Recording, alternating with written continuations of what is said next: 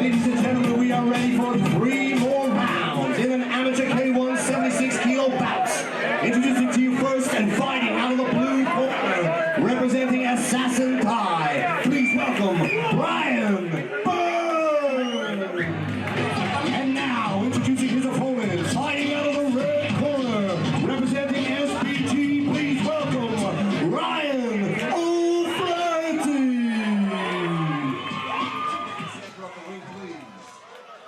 76 kg bout, amateur K1 bout between Byrne out of Assassin's Thai. He is in a black and yellow trucks, and he takes on Rian O'Flaherty out of SBGi in the black and grey. Byrne is your third man, giving the fighters their final instructions. And the long Byrne, almost two very vastly different body types here in this one, Mark. If you were to make a call just before they throw shots, we can see O'Flaherty looks like the traditional power punching boxer, and Byrne, the Thai boxer, teeping kicker. And as I say that, he hits a kick. Lands the kick, yeah. Yeah, he's a back that looks something like my American fridge at home. You can see him trying to work the inside. Frenetic pace here and throwing them hands. Very difficult for Byrne to get them kicks off, as they're going to have to clinch. A lot of pressure here. Turning the back's not a good sign. Rian O'Flaherty is like a fire blanket here. He is just smothering Byrne here. Byrne fires back with a nice right hand of his own. Can he weather this storm? And O'Flaherty is not wasting time here. And again on the floor, just due to, it's almost marked due to the pressure that O'Flaherty's putting him under. In this ring with O'Flaherty's style, this suits O'Flaherty. This game plan, small ring, bulldoze forward, get in close and just throw angles and levels.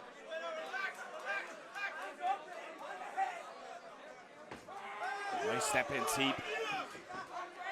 Big looping right hand by O'Flaherty. He is looking for that finish. One shot, light switch finish.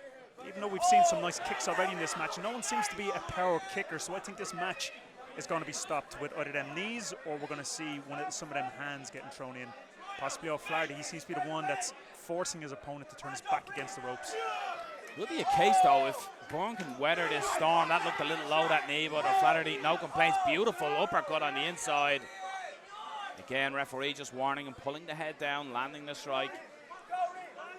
You know, Byrne has a natural advantage of height and reach, and there we see it there. He didn't have enough follow through, but he's not using it. We see him when he ducks down, he's dropping to the height level of his opponent.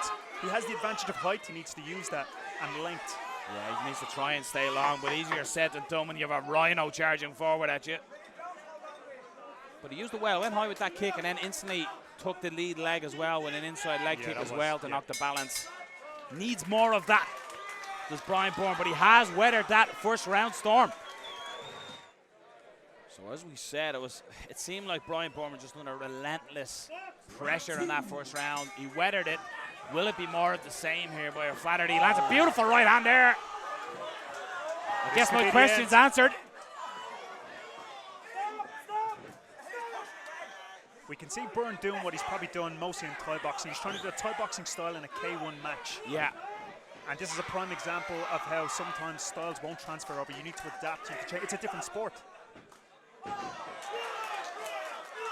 Nice shot. Bit of a slip and a sweep. Again, going back to what he felt was successful again. But it really is about that distance. It's trying to keep O'Flaherty out of range, kickboxing or kicking range.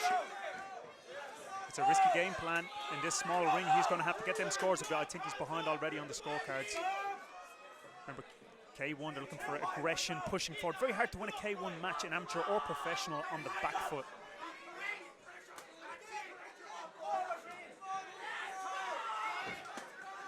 Potentially, this is the first time we've seen O'Flaherty not charging forward, maybe starting to tire a little. Yeah, I don't think enough for Byrne to take the advantage. He doesn't seem to be using that fast twitch reflex to get that kick off fast. That's what he needs. Definitely it's slowed down from O'Flaherty. Even if it's only 10%, it is a little slower, but lands a beautiful left hook there. We can definitely see if Byrne, if this was a Thai boxing match, this could go totally a different way. Different rules, different techniques, scored a little bit more. K1, he's just got to dig deep. Oh, two big straight rights, Mark, right down the center line.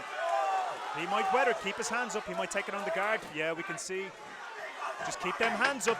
10-second clapper, and you bet your dollar O'Flaherty heard that and is going to try and land that big shot again. Here's the problem. O'Flaherty has to stop hitting where his hands are on the opponent, where they're not. Hit where the hands are not covered.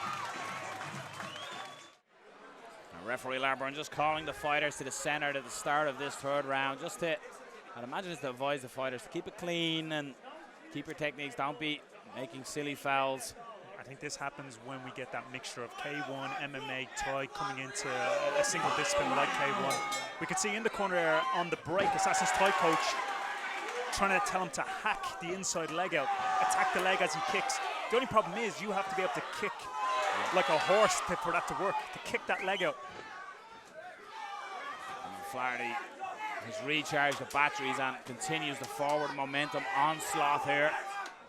I think he's potentially 2 rounds down. He's going to have to do a little bit more in this round, Byrne. Again, nice scoring kick. Yeah. But he needs to do a lot more. He needs to mix it up. Hands, knees, kicks. Well, it really looks like Flaherty has just reverted to that boxing type and just charging forward and looking to land that big shot. You know, don't change it. If it's not broken, he doesn't need to reinvent the wheel. He just needs to win this round and this match. Byrne really needs to stop being the nail and turn into the hammer here.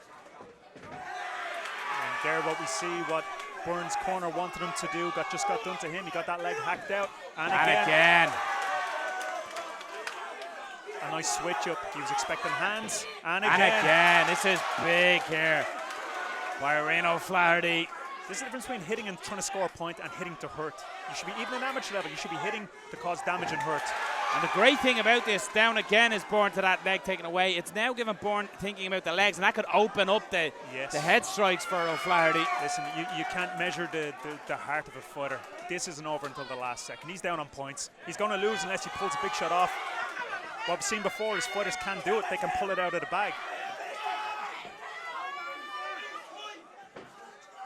You got to think someone's got to have lit a candle for him somewhere in the world to get that shot, though.